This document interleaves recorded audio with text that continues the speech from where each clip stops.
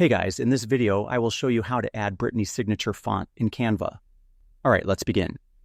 First, go to a browser and search for the Brittany Signature font. Once you find it, download the file.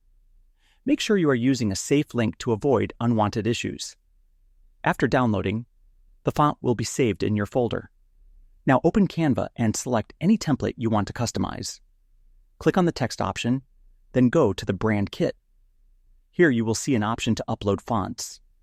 Click Upload Fonts. Find the Brittany Signature font file you downloaded and double-click it to add it into Canva. Once uploaded, you can apply the font to any text in your design. Simply highlight the text, then select the Brittany Signature font from your uploaded fonts list. You will see the style applied immediately. You can also use this font when creating thumbnails. So that's basically how you can add Brittany Signature font in Canva. That's it for this video. Thanks.